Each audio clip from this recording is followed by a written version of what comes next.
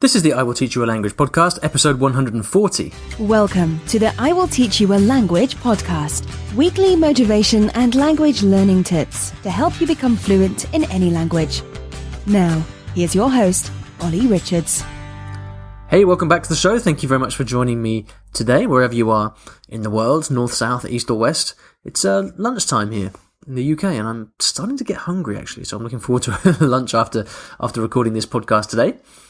We've got a question from Brazil, but before we get to that, I'd like to thank the sponsors of the show, iTalki. And iTalki is a marketplace for teachers, so to speak. You can, you don't buy teachers, but you do buy lessons with teachers, and they've got teachers from all over the world who specialize in all kinds of different things. And so if you'd like to get a lesson with one of the teachers on iTalki, a free lesson, in fact, you can go to iwillteachyoualanguage.com/free lesson. Okay, without any further ado, let's get into today's question from Denise. Hi Ollie, my name is Denise Miranda. I'm from Brazil and I'm learning English, and I would like to ask something. I have been studying English for 3 years and a half now, but until last year I was studying alone. And in the second half of the year I decided to go to a private English school. And when I took my placement test, I believe that's the name of the test that we take when we want to know our English level, the teacher told me that I would go to the upper intermediate level, but I decided to go to the pre-intermediate level because I thought that I would miss many things, but now I notice that I'm not learning new things, and it's very disappointing. But I don't want to give up because there is the only place where I can speak in English. So can you give me some advice? Thank you. Hey Denise, thank you very much for a great question. I hope you're doing well over in Brazil.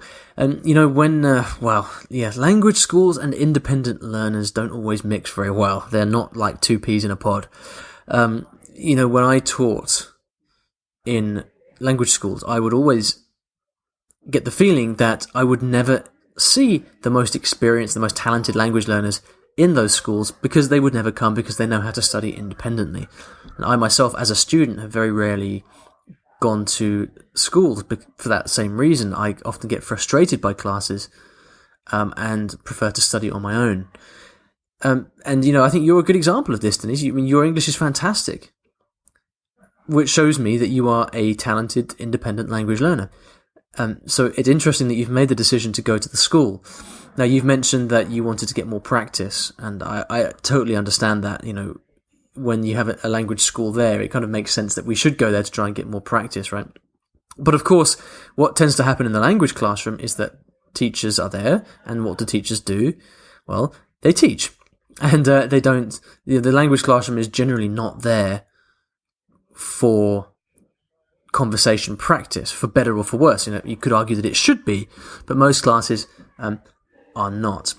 Now, typically in language schools, the most popular classes are the early ones. It's the elementary, the pre-intermediate, because that's where students go to learn a language from the beginning.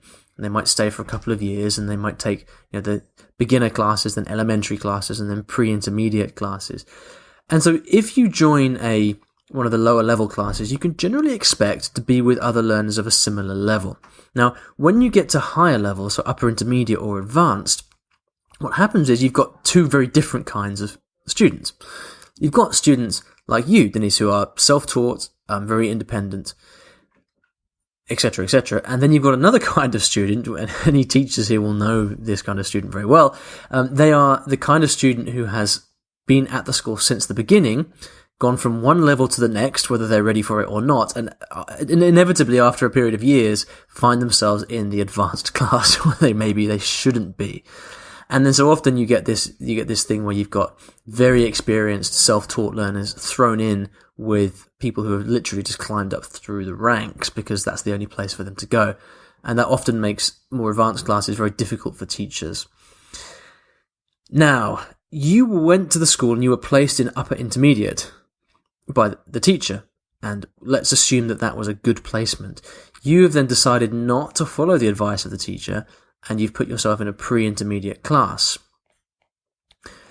Now, if I was the teacher, I wouldn't have allowed you to go into that pre-intermediate class because I would know that you would experience exactly what you have found, which is that you would find it too easy, too frustrating, and that you were not learning anything.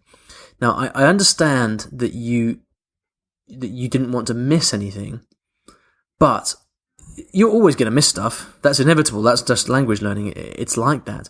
What's more important is that you are with other people of a similar level so that you can engage with them intellectually. You have something to talk about. You're being pushed. So the first thing I would do is, very simply, get out of that pre-intermediate class and go into the class that the teacher suggested. I think you should do that. I don't know what the other students at the school are like, but based on your level, I think sounds like you should probably be in a strong upper intermediate class. So if the students are of a similar level, that's probably the best place for you. I definitely think you should try that before you don't overthink this. Your teacher has recommended you one thing. I think you should try that first of all. The other thing I would say, though, is that are you sure that school is the only place you can get practice? It may be. I don't know where you live in Brazil, but if you live in a larger city, if you live somewhere like Belo Horizonte, São Paulo, or Salvador, I'm sure that there are many, many foreigners living throughout Brazil, and you may well be able to find speaking opportunities, and it would definitely be worth your while putting some energy into finding speaking opportunities. There are lots of ways to do this. Not all of them will work for you. You might have to try all of them and hopefully find one that will work, but you can go to language meetups. I guess you've tried that already, but it's always worth mentioning. You can go to, for example, you can come to my Facebook group, my Fluency Mastermind Facebook group. There are people there who are making connections and making friends and talking on Skype in English and different languages all the time. Every day I see in there people saying, "Oh, I'm learning French, let's practice together," or, you teach me English, I'll teach you. It's such a great resource. So definitely come over to my Facebook group, look for people there who are learning. I know there are people learning Portuguese. You might be able to find a conversation partner there, immediately, and start to practice English, doing a language exchange that way. If not, you can go to iTalki.com, and that's a great place to sign up for conversation partners there. So, you can do a lot of practice online. The other options you've got are, for example, to take part in an online course that is taught in English. For example, a MOOC, a massive open online course that's free. It doesn't involve much speaking, but it involves a lot of using English. Or the other thing you could do is to go to, for example, local language schools. Who teaches in those schools? Where are there any other language schools in your area?